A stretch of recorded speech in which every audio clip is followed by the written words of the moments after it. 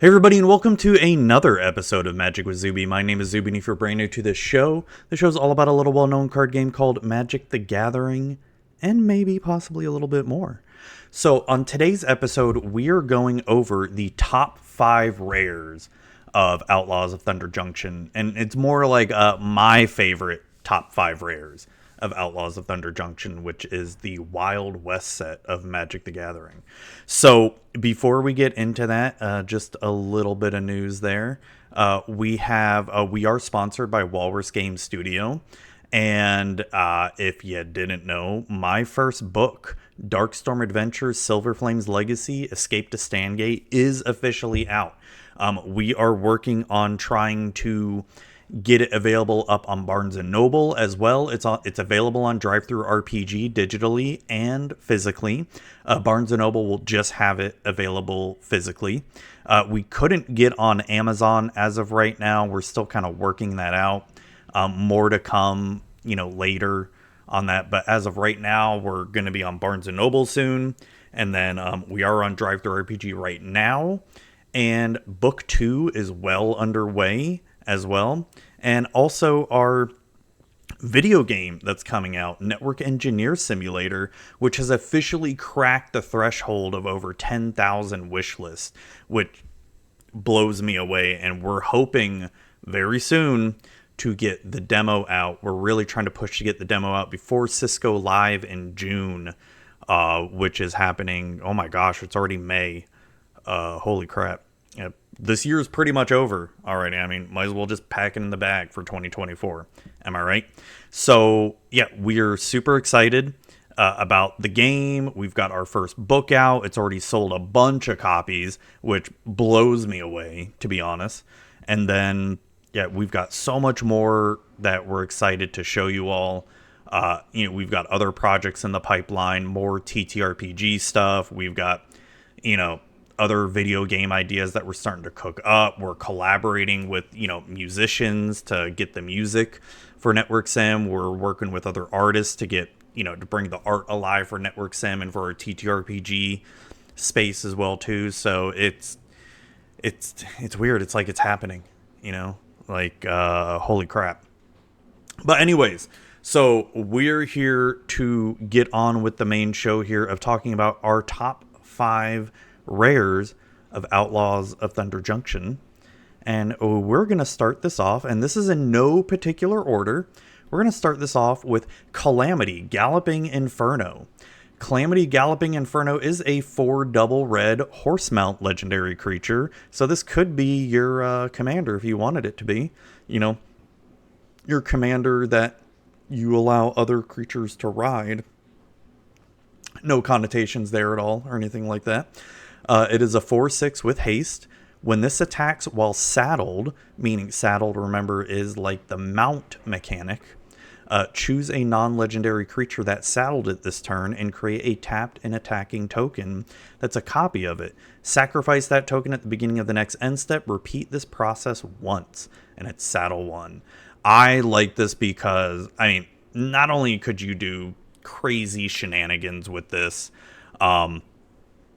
with ETB effects and whatever other token effects out there, hey, let's create double tokens, let's, do double damage, whatever the heck out there that people are going to come up with this. I loved it. And plus the saddle feature, we need more of that. The saddle feature is fun. And plus, the art of it is just badass. I love fiery flaming horses, especially, like the nightmares. Those are always awesome. Great artwork, great card, and it looks a lot of fun. I don't know if I would probably use this as my commander, like build a commander deck around it because of the cost of it. It's 6 mana, which is pretty expensive. But, there's always ways to get out easy, fast mana. So, yeah, that's Calamity Galloping Inferno. Next, we've got... I'm going to butcher this name so bad. Eret?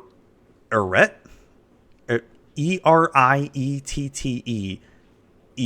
Eret? Or Irrite? That's probably not how you say it at all. Eret, the Beguiler.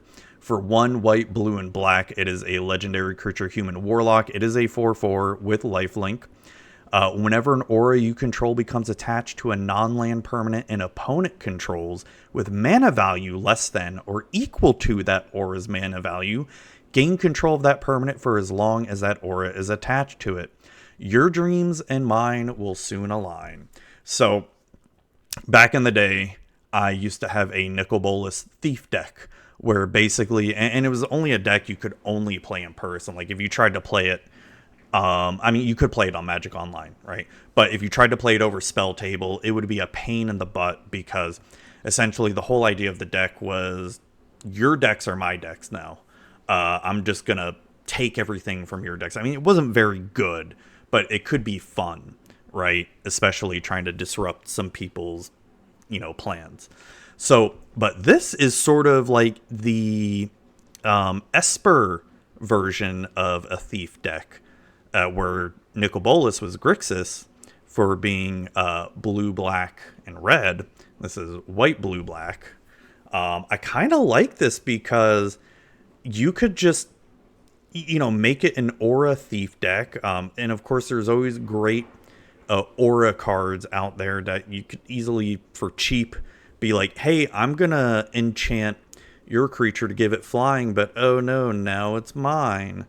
And whenever an aura you control becomes attached to a non-land permanent an opponent controls with mana value less than or equal to that aura's mana value, gain control of that permanent. So it's not just creatures you can steal. I mean, hey, you can steal their artifacts, their enchantments, whatever the heck else. I mean, I like it. And of course, I love the flavor text. Your dreams and mine will soon align. Ooh, it's like, I'm just going to steal everything from you. And the art too, where it looks like she's using some sort of crystal ball to, I don't know whether to put these people to sleep or she's stealing their dreams or something like that. I mean, it's kind of, a little scary there, right? Am I right? Like that'd be a bit scary. So anyways, that is, oh my God, I cannot say this name. Irette or Irite, like Erie, Irite, maybe it's a reet, like Erie, like Erie, Irite. I don't know. Oh, how do you say it? I'm probably completely butchering it. Anyways, let's go on to the next one. We've got Camball Profiting Mayor. For 1 white and a black, it is a 2/4. It is a legendary creature human advisor. As you can see, there's kind of a theme here. They're all legendary creatures. But I really like this one because I loved the first Camball from Kaladesh, or was it Aether Revolt? The Kaladesh set, right? I can't remember off the top of my head if it was Kaladesh or Aether Revolt. I've played against some Camball decks that were just a bit insane, so I was glad to see Camball come back, or Comball, or however you fucking say his name. I'm horrible at this, okay? Whenever one or more tokens enter the battlefield under your opponent's control, for each of them, create a tapped token that's a copy of it. This ability triggers only once each turn. Whenever one or more tokens enter the battlefield under your control, each opponent loses 1 life and you gain 1 life. So I really like this because you're playing against someone who's playing a token deck. Like I've got my Maha token deck, or a Reese the Redeemed token deck, or I mean, there's so many other brands of token decks out there. And you're like, well, my Camball Profiting Mayor is a token deck now too. So I mean, otherwise, I don't see this card being very good unless you're playing against a token deck, right? Otherwise, it's just like, may kind of not do much for you if you're not playing against a token deck. But otherwise, I mean, it's a fun like little kind of niche card. Hey, maybe you bring out Camball in round 2 of, oh no, this guy is playing crazy token deck, and to try to thwart them in the second game, I'm gonna bring out Camball or Campbell. God, these names, they just screw me up way too much. Next, we have All right, this is one of my personal favorites here. Like if I did rank these from 1 to 5, this would be number 1 here, and that's Obeka Splitter of Seconds. For 1 blue, black, and red, it is a legendary creature ogre warlock that's a 2/5 with menace. Whenever Obeka deals combat damage to a player, you get that many additional upkeep steps after this phase. You're living on borrowed time is the flavor text. So when I first saw this, I'm like, okay, that seems interesting. It's different. It's, because I feel like Grixis just never really fascinated me that much in Commander, because it was either half the time you'd either see Nekasar or Jalava or some Nicol Bolas variant for the most part.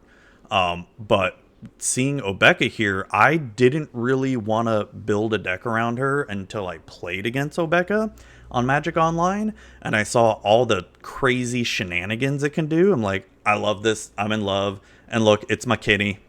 Hello, kitty. You've come to say hello to the people. If you're watching the video, that is. If you're not watching the video and just listening to me on audio, you're probably like, why are you talking about a cat? That's because my cat just decided to come into frame here. But anyways, Obeka Splitter of Seconds. Just think of any kind of card, enchantment, artifact that has upkeep triggers. You're going to want to put it in this deck, and it's just so much fun, and there's plenty of ways to make Obeka unblockable. You've got lands that do it. You've got auras that do it. You've got creatures that can do it. I saw the... oh my gosh, what is the one artifact creature that I'm going to completely forget the name here. It's the no more than 1 creature can attack each turn and no more than 1 creature can block each turn. And they played that in this deck, and since this card has menace, it's basically another way to make it unblockable as well too, which I just loved it. I loved it. I mean, we completely lost the match when I was playing it, and I didn't care. It was just so much fun, and I need to build a deck around it. This is my favorite rare of Outlaws of Thunder Junction, and for good reason, because it's fun. It's fun, it's unique, and it's different. It's something different than the basic, combat stuff and token generators and whatever the heck else out there. All right, so we come to our last card here, and it's last but certainly not least. It is Fibblethip, Lost on the Range for 1 double blue. It is a homunculus legendary creature. It's a 1/1 with Ward 2. You may look at the top card of your library anytime. The top card of your library has plot. You plotting on me, boy? The plot cost is equal to its mana cost. And if you remember what plot is, you pay, what is it? So for this one, yeah, never mind. The plot cost is equal to its mana cost. So let's say you have a card that costs 3 mana. You can plot it for 3, and then you play it on the next turn for free, but only as a sorcery. And then you may plot non-land cards from the top of your library. I like it because it could be a fun card, like just keep plotting. I don't know if I'd probably build this as a commander per se, but it's fun. It's a fun card, and I mean, it's Fibblethip. How can you not love Fibblethip? And this art of Fibblethip probably might be my favorite because he looks more cute compared to other arts of him, where he's like, he looks taller, more gangly. And how can you not love Magic the Gathering's own mascot, Fibblethip, there? So there you have it, everybody. That is my top 5 rares of Outlaws of Thunder Junction. I hope you all enjoyed listening and or watching this episode of Magic with Zuby, and I hope you all have a great day.